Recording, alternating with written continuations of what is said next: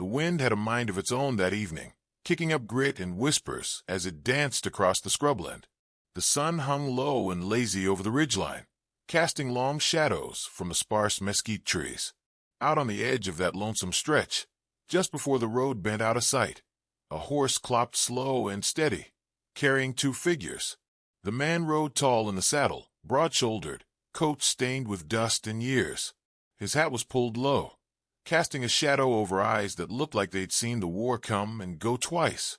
In front of him, nestled against the worn leather of the saddle-horn, sat a boy no older than 7, arms tucked close, boots dangling too short to reach the stirrups.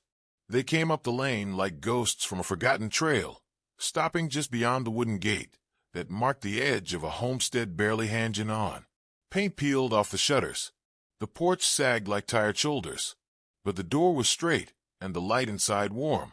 A woman stood in that doorway, hands on her hips, eyes sharp enough to slice through any man's nonsense.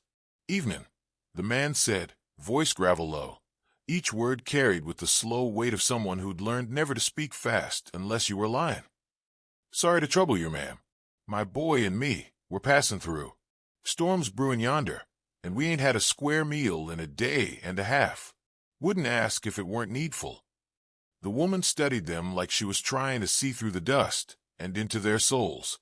Her dress was plain but clean, sleeves rolled up like she had work yet to do. She looked like the kind who'd run a farm with nothing but grit and a rusted nail if she had to. Behind her, a fire crackled. The smell of bread, faint but real, drifted through the air. "My name's Lottie Evans," she said finally, "and this here's my land, such as it is. I don't run a boarding house, mister, but I ain't one to leave a child out in the cold.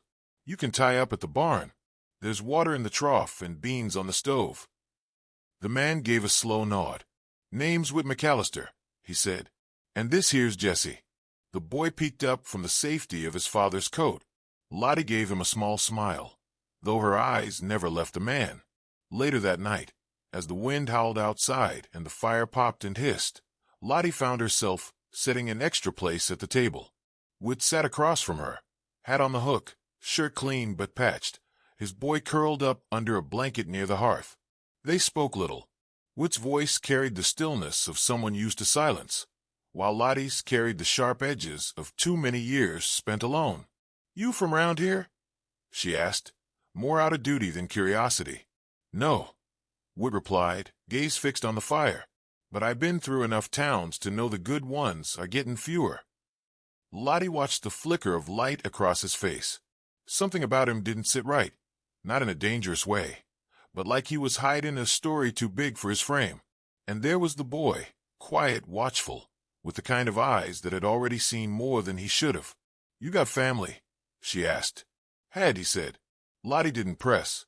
She knew that kind of answer. That night, long after the dishes were washed and the boy lay snoring soft by the fire, Lottie stood at the window, watching the wind blow dry leaves across the porch. Her heart ached in ways she hadn't let it for years. She didn't trust the man, not yet, but there was something in the way he'd taken off his coat and laid it over his boy's shoulders that stuck with her. He wasn't like the drifters that passed through, too polite, too quiet, and his boots, while scuffed, were stitched from fine leather. Lottie had the feeling he was more than he let on. What she didn't know, what she couldn't know, was that Whit McCallister didn't just own a good pair of boots. He owned half the county, and he'd come here not by chance, but by choice. A choice that would soon tangle her fate with his in ways neither of them could yet imagine.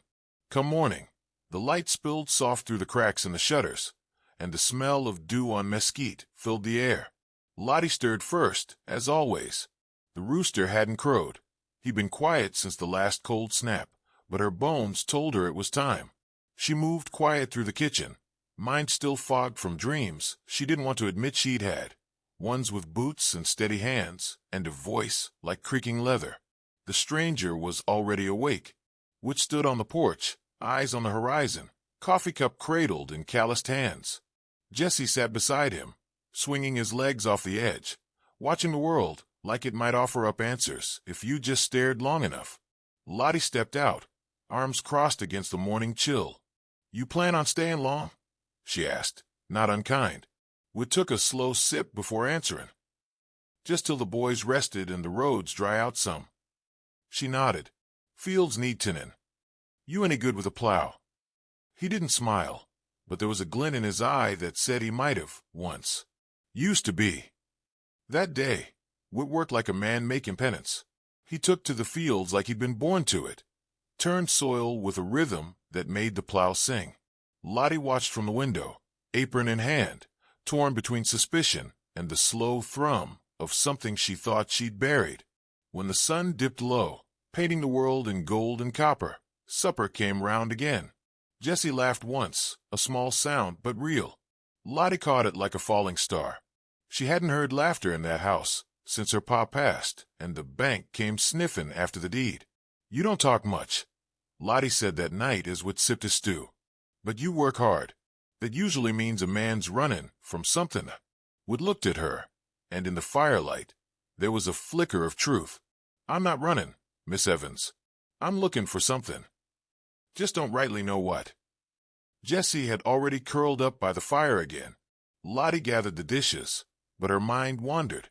Something about the man's words hung in the air like wood smoke. She found herself pulling out the old ledger that night, the one her father kept tucked away in the roll-top desk. Inside was the deed to the land, faded and creased. That's when she saw it, a second signature at the bottom. Faint, nearly rubbed away, but it was there.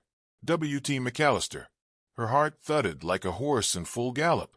Her father had once said the land had a silent partner, someone who helped save the farm back when the banks were sniffing too close. She'd figured it was a local rancher or some distant cousin, but it was him, that dusty stranger in the chair by the fire, the man who'd come not just with a boy and a hunger, but with a claim to the very dirt beneath her boots. She stood there, staring at the name, heart pounding in her chest like a war drum. Whit McCallister wasn't just passing through. He had come home. Lottie didn't sleep much that night. Her eyes stayed wide while the shadows crawled across the rafters.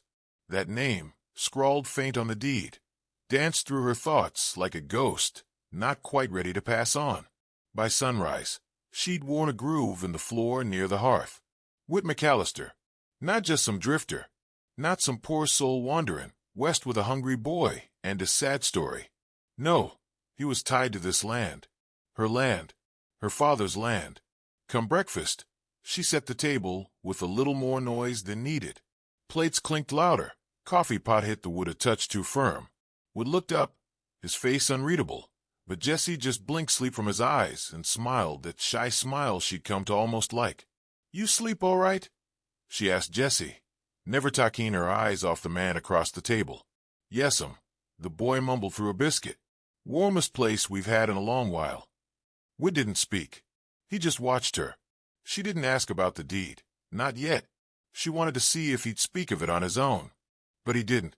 He finished his coffee and went out to the barn like a man with nothing to confess. That morning, Lottie followed. Found him leaning against a stall, his boy brushing down her old mare like he'd known her for years. You got a quiet way about you, Mr. McCallister, she said, voice steady. But I reckon you didn't ride up my road by accident. Whit turned slow, wiped his hands on his trousers. No, ma'am, he said at last. I didn't. She crossed her arms. That name on the deed, it yours? He nodded once. My pa knew your pa. Back when this land was on the edge of being lost, they struck a deal. My family kept the banks from swallowing it whole. And your daddy. He gave us a share in the soil. Lottie's jaw clenched. And now you're here to claim it? Wood didn't answer right away. He looked past her, to the field stretching out dry and stubborn under the sun. No, Miss Evans. I'm here, 'cause I ain't got nowhere else to go. I didn't come to take nothing. I came to give my boy a chance at something steadier than a campfire and a saddle blanket. Lottie stared at him hard, the kind of stare that could skin a lie clean off a man. But he didn't flinch. Later that day, she went to town, needed supplies, which stayed behind with Jessie, and when she returned, she found the roof patched, the rain barrel cleaned, and a stack of chopped wood waiting by the door. And Jessie, he'd set the table.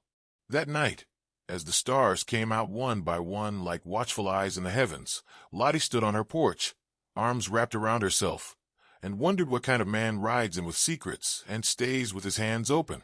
The land didn't care for pride. It needed work, sweat, patience. Maybe, just maybe, a man like Whit McCallister could understand that. But trust, that came slow. Like water drawn from a deep well. Spring hadn't quite found the valley yet. The frost clung to the morning like an old debt, and the wind still bit like a bitter ant. But there was a shift in the soil, a hum beneath the boots if you stood real still. Lottie felt it.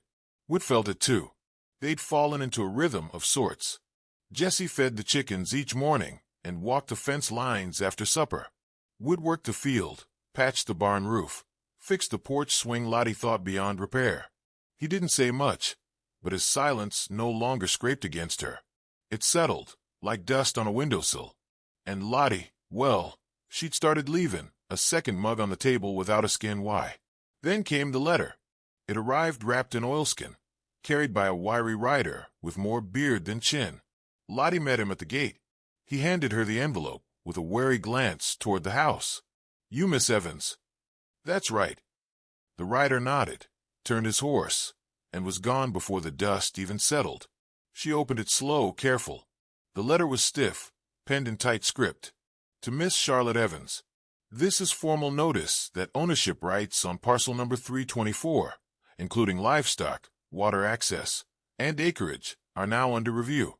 The McCallister estate has submitted claim under Clause 17C, co-ownership due to investment in 1874. Further action pending.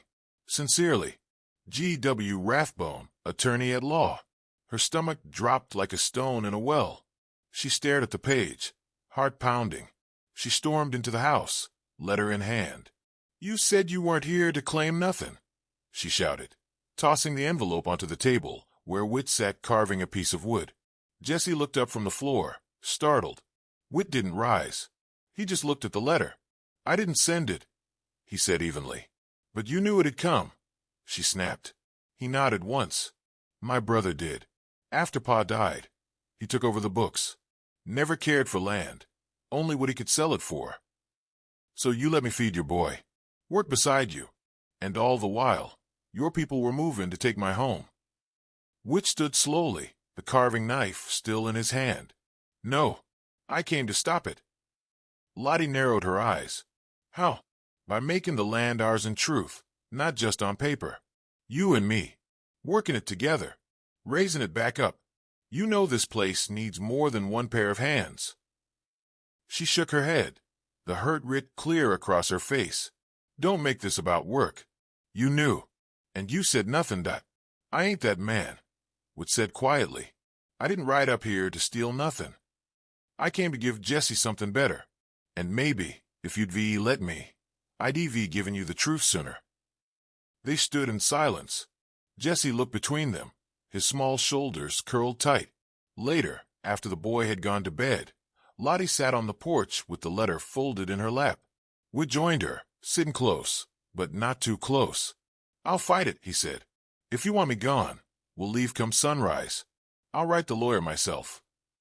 Lottie looked out at the land, the dry stalks, the distant trees, the sky stretching endless overhead. "I don't want you gone," she said finally. "I want the truth. All of it. Every piece." Whit nodded, slow and steady. "Then come morning, I'll tell it all." And that was the first real step, not a footstep, but a heart step, down a road neither of them saw coming. The morning broke with a hard frost, brittle and blue. Lottie stood on the porch, arms crossed, while the sun dragged itself over the hills like an old dog. Whit came out quiet, his boy still asleep, and they faced the day side by side, the silence thicker than molasses. "You said you'd talk," she said, no edge in her voice, just tired. He nodded. "Come with me."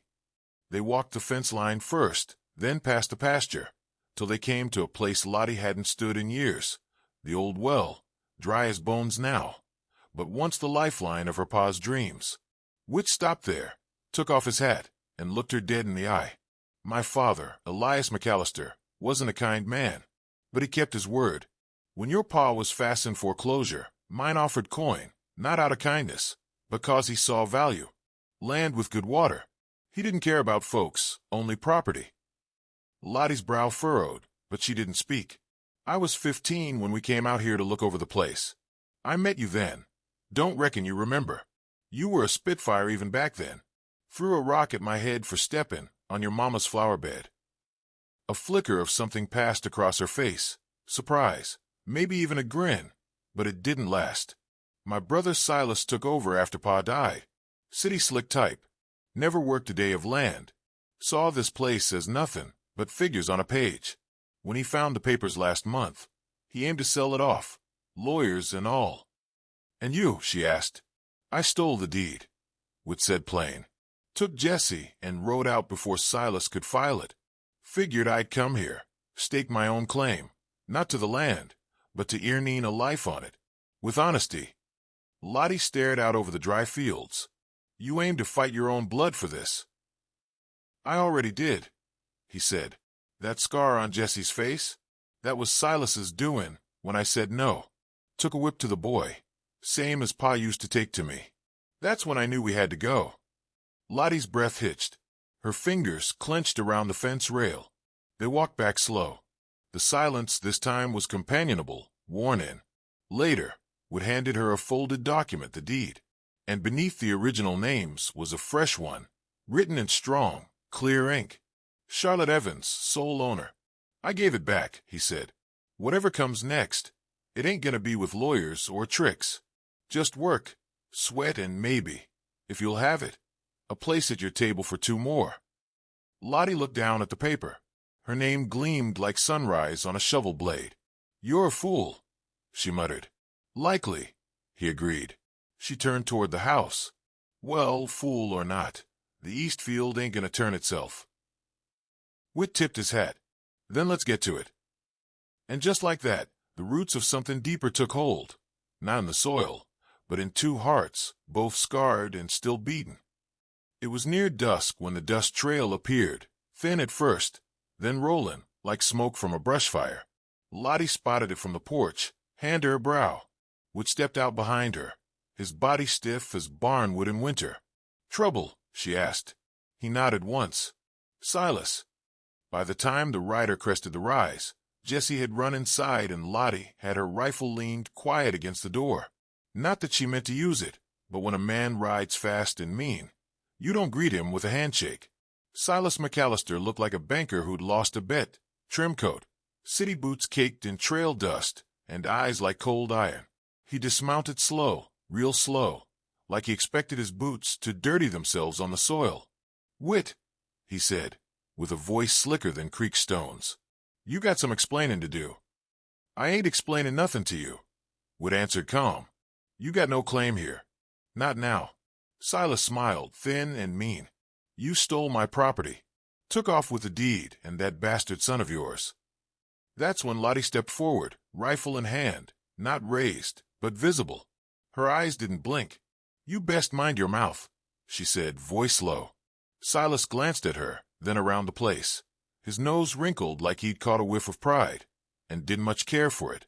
You think this place is worth Savon? He sneered. This dry, broken patch of land?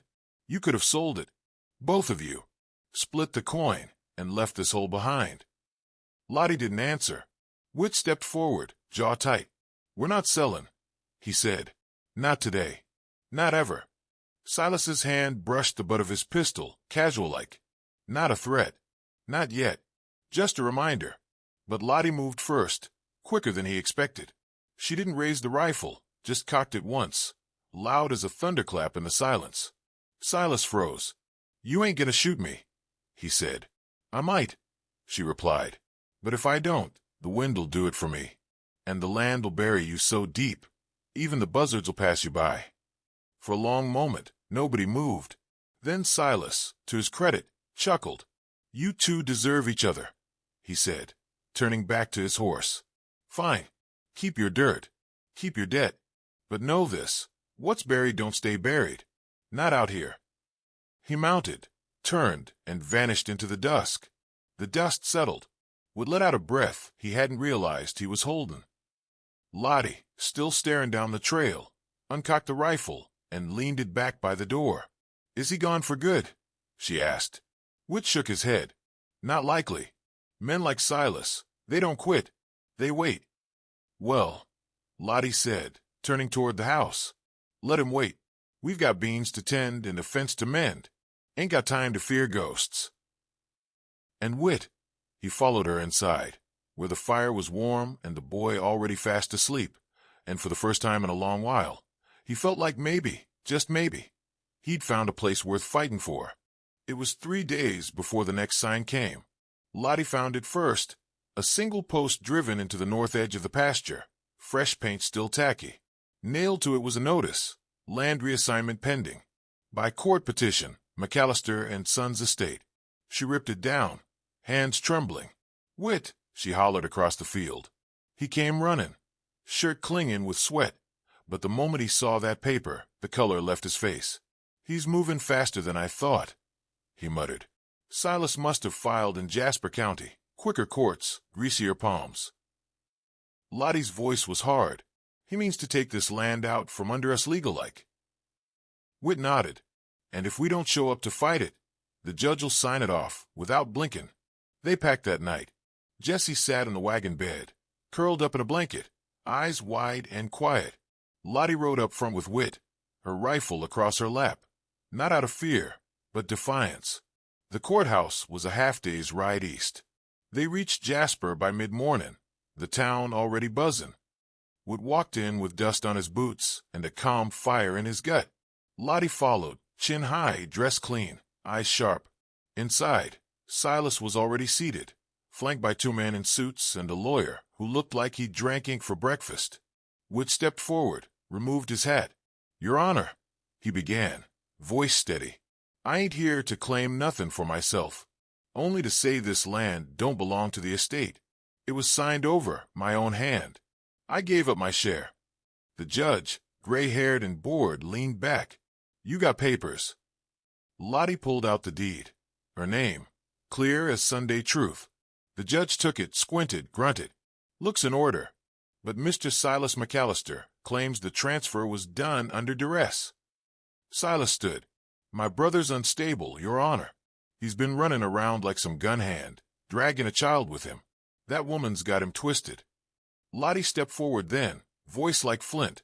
That child's his son, and this land, every inch of it, was built with the sweat off our backs. You want to take it, Mr. McCallister. You best be ready to explain how a man with clean hands has dirt all over his name. The room went still. Then, from the back, a voice spoke up. Not all the McCallisters dirty, but enough of 'em, said a stocky man. Must have been a ranch hand.